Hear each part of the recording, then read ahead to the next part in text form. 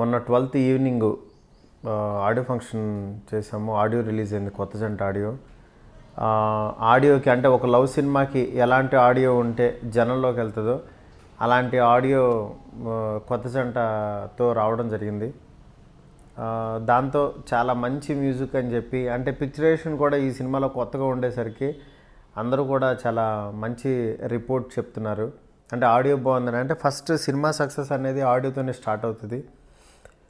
అలాంటిది ఫస్ట్ ట్రైలర్కి వచ్చిన రెస్పాన్స్ అది చాలా, అంటే ఇదివరకు నేను చేసిన సినిమాల ట్రైలర్లు అన్నిట్లో కల్లా అంటే ఒక డిఫరెంట్ ట్రైలరు, అంటే ఒక గ్రాండియర్ లుక్ ఉన్న ట్రైలర్గా సినిమా లుక్ మారిందని సంథింగ్ ఇట్లా రకరకాలుగా దీంతో ట్రైలర్కి చాలా పాజిటివ్ రెస్పాన్స్ వచ్చింది.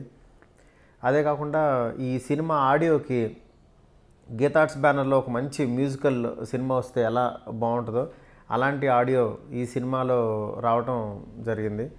నెక్స్ట్ ఈ సినిమాకి మ్యూజిక్ ఇచ్చిన జీవను చాలా కేర్ తీసుకుని, అంటే ఒక లవ్ స్టోరీకి ఎలాంటి మ్యూజిక్ ఉంటే బాగుంటుంది, ఏ కైండ్ ఆఫ్ ట్యూన్స్ బాగా వింటారు, ఇట్లాంటి కోణంలో వర్క్ చేయడం జరిగింది.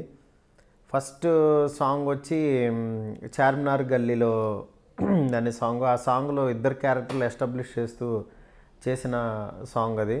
ఆ సాంగ్ రామజోగి శాస్త్రి గారు రాశారు.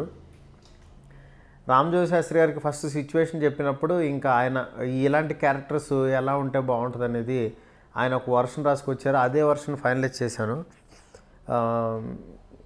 అట్లాగే ఈ సినిమాలో ఉన్న సెకండ్ సాంగ్ కొత్త జంట అని, వీళ్ళు సినిమాలో ఒక ప్రమోషనల్ సాంగ్ లాగా, సినిమాలో కొత్త జంట అని ఒక ప్రోగ్రామ్ చేస్తే దాని ప్రమోషనల్ సాంగ్ లాగా చేయడం జరిగింది.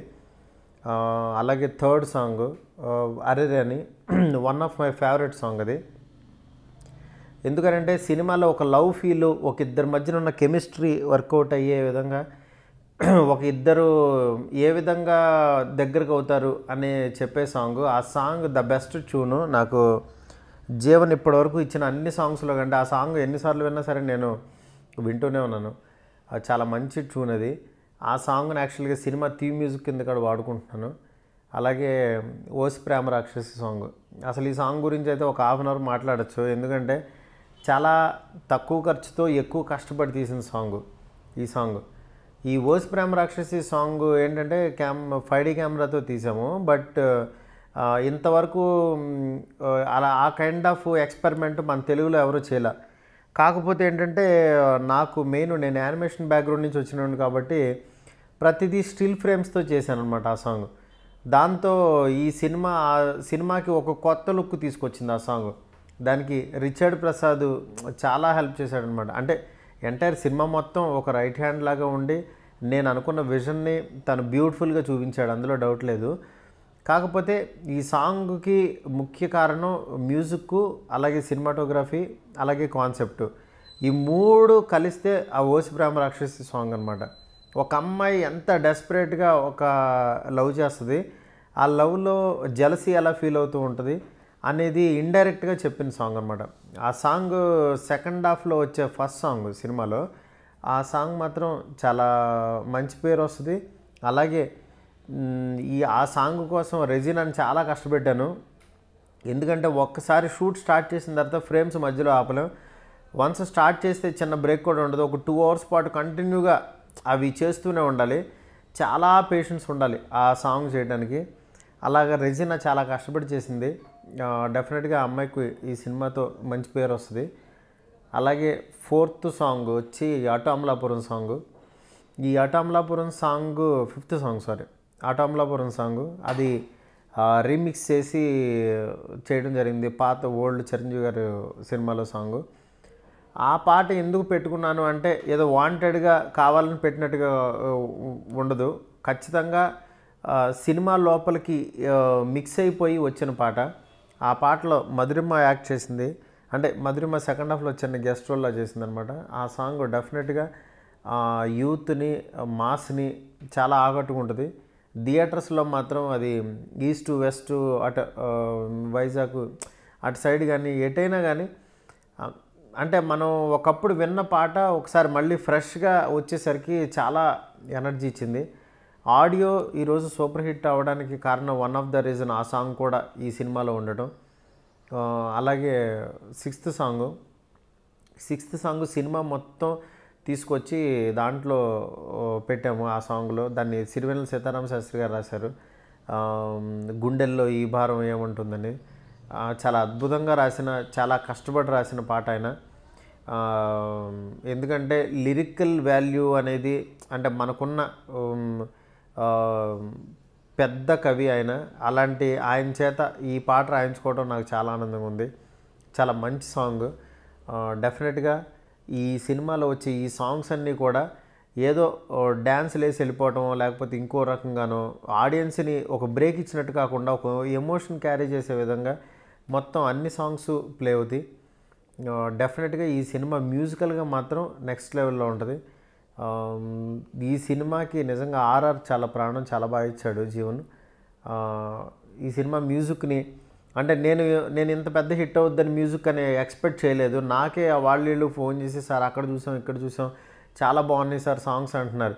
అంటే ఇవాళ యాక్చువల్గా సాంగ్స్ అంత వింటున్నారా వింటలేదు అనేది కొంచెం నేను వేరే సాంగ్స్ పెద్ద విన్ను.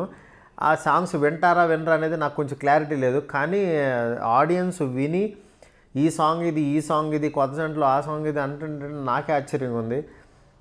అది క్రెడిట్ గోస్ టు బ్యానర్ కూడా. ఎందుకంటే గీతా ఆర్ట్స్ బ్యానర్లో అనేది బ్యానర్ అనేది మన అంత ఆ బ్యానర్కు ఉన్న వాల్యూ అలాంటిది. నావి ఎప్పుడు కూడా సినిమా వచ్చిన తర్వాత సినిమాలో చూసి పిక్చరేషన్ బట్టి సాంగ్స్ హిట్ అయ్యాయి. అలాంటిది ఈ సినిమా బిఫోరే సాంగ్స్ హిట్ అవ్వడం, ఈ సాంగ్స్ బాగున్నాయి. నెక్స్ట్ ఒక పాజిటివ్ వైబ్రేషన్స్ అనేది సినిమాకు వచ్చింది. డెఫినెట్గా ఈ సాంగ్స్ నుంచి ఎలాంటి ఎక్స్పెక్ట్ చేస్తున్నారో సినిమా కూడా అలాగే గ్రాండియర్గా ఉంటుంది. డెఫినెట్గా మంచి సినిమా, మంచి మ్యూజికల్ సినిమా ఈ సమ్మర్లో చూస్తారు. కొత్త కాన్సెప్ట్ని చూస్తారు డెఫినెట్గా అని కాన్ఫిడెంట్గా చెప్పచ్చు. బట్ నేను చెప్పడం కంటే మీరు చూస్తే బాగుంటుంది. ఇంకా హీరోయిన్స్ ఈ సినిమాలో అంటే కథలోకి ఒదిగిపోయిన క్యారెక్టర్స్ వాళ్ళు.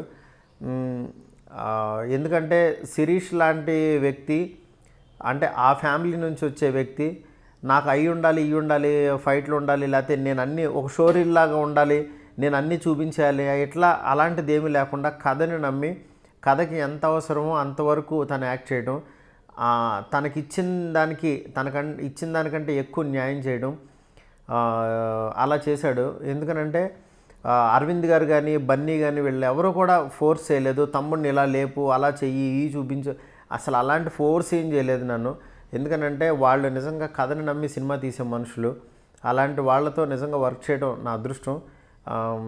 ఎస్పెషల్లీ బన్నీ లాంటి పర్సన్ ఈ సినిమాని ఒక 5-6 టైమ్స్ చూసి తను కాన్ఫిడెంట్గా అంటే నాకు ఫస్ట్ ఆడియన్ బన్నీనే. ఎందుకంటే ఫస్ట్ ఎనీ సినిమా నాది గోకుల్ థియేటర్కి వచ్చి చూస్తూ ఉంటాడు. కానీ ఈ సినిమా వాళ్ళదవడంతో ముందే చూసి నాకు ఫస్ట్ సినిమా అవ్వగానే బయటకు వచ్చి కొడతనం మారుతి అని కొంచెం చాలా కాన్ఫిడెంట్గా చెప్పాడు. నాకు నిజంగా ఒక తెలియని ఎనర్జీ ఇచ్చేది మాత్రం బన్నీనే.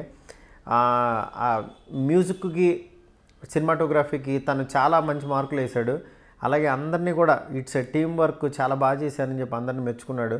డెఫినెట్గా బన్నీ ఏదైతే అనుకున్నాడో అది ఆడియన్స్ అందరి దగ్గర నుంచి అలాంటి రెస్పాన్స్ వస్తుందని చెప్పి వెయిట్ చేస్తున్నాను నేను. సినిమాలో కామెడీ అనేది డెఫినెట్గా సప్తగిరి నాకు ప్రేమ కథ చిత్రం చేశాడు, అప్పటి నుంచి సప్తగిరి క్యారీ అవుతున్నాడు. బట్ ఏంటంటే గిరి కూడా ఒక మంచి రీల్ ఆర్టిస్ట్. కానీ గిరిని ఎంతవరకు వాడుకోవాలో అంతవరకు వాడుకున్నాను. ఏదో కావాలని కామెడీ గిరి ఉన్నాడని లేకపోతే ఇంకోళ్ళు ఉన్నారని ఫోర్స్డ్గా కామెడీ పెట్టలేదు ఈ సినిమాకి. కథల్లో ఇన్వాల్వ్ అయ్యి వెళ్ళే కామెడీ. నెక్స్ట్ ఒక మంచి లవ్ స్టోరీ, ఒక వెరైటీగా ఇవాళ ట్రెండ్లో వచ్చే విధంగా చూస్తారు, అది అందరికీ నచ్చుతుంది. రెజీనా డెఫినెట్గా ఈ సినిమాని క్యారీ చేసింది బాగా. అట్లాగే శిరీష్ తనకి ఒక హీరోగా ఈ సినిమాలో సెల్ఫిస్ట్ అనే రోల్ ప్లే చేశాడు. నిజంగా ఒక సెల్ఫిస్ట్ తన మెంటాలిటీ ఎలా ఉంటే ఎలా ఉంటుంది అనేది పూర్తి న్యాయం చేశాడు. చాలా బాగుంది. నెక్స్ట్ కామెడియన్స్లో ఎస్పెషల్లీ గిరితో పాటు సెకండ్ హాఫ్లో వచ్చే పోసాన్ గారు ఇక ఆయన గురించి నేను వాళ్ళేదో కొత్తగా పోయినట్టు అక్కర్లేదు. He is A proved artist. But నేను ఆయనతో కలిసి వర్క్ చేయడం ఫస్ట్ టైము. అలాంటిది ఆయన ఫుల్ ప్లెజ్డ్గా సాటిస్ఫై అయ్యి ఆయన ఎంత ఎఫర్ట్ పెట్టాలో అంత ఎఫర్ట్ పెట్టి చేశాడు. బట్ ఆయన ట్రాక్ మాత్రం సెకండ్ హాఫ్లో హిలేరియస్గా ఉంటుంది. థియేటర్లో డెఫినెట్గా బౌన్స్ అవుతుంది. మీరందరూ చూసి అలాగే గిరి, మధు, శిరీష్కి హోల్ అండ్ సోల్గా మధు ఫ్రెండ్గా యాక్ట్ చేశాడు. గుండెజారి గల్లంతా ఇందులో చేసిన మధు. ఆ మధు వేసే పంచ్లు డెఫినెట్గా చాలామందిని నవ్విస్తాయి. మంచి ఆర్టిస్ట్ కూడా మధు. అట్లాగే ప్రవీణు, ఇంకా మిగిలిన వాళ్ళందరూ కూడా చాలా బాగా చేశారు. I'm feeling very happy with the comedians. ఎందుకంటే నా సినిమాలు అన్నీ కూడా ఎంటర్టైన్మెంట్ బేస్ అయి ఉంటాయి. అలాంటి ఎంటర్టైన్మెంట్ 100% మిస్ చేయకుండా చేసిన సినిమా ఇది. డెఫినెట్గా అందరూ నవ్వుకుంటారు. 23rd కానీ 24th కానీ సెన్సార్ జరుపుకుంటుంది ఈ సినిమా. ఈ సినిమా సెన్సార్ తర్వాత May 1st రిలీజ్ చేద్దామని ప్లాన్ చేసుకున్నాం. కాపీ అయితే రెడీ అయింది, మేమందరం చూసుకున్నాం. సినిమా బాగుంది. డెఫినెట్గా మీ జడ్జిమెంట్ కోసం ఎదురు చూస్తున్నాను. నా ప్రీవియస్ సినిమాలు నాకు ఎలా మంచి హిట్లు ఇచ్చారో అలాగే ఈ సినిమా కూడా నన్ను ఈ నెక్స్ట్ స్టెప్కి తీసుకెళ్తుంది అనుకుంటున్నాను డెఫినెట్గా. ఎందుకంటే సినిమా అలా ఉంది. ఇంకా మీ బ్లెస్సింగ్స్ చూసుకుంటున్నాను. Thank you so much.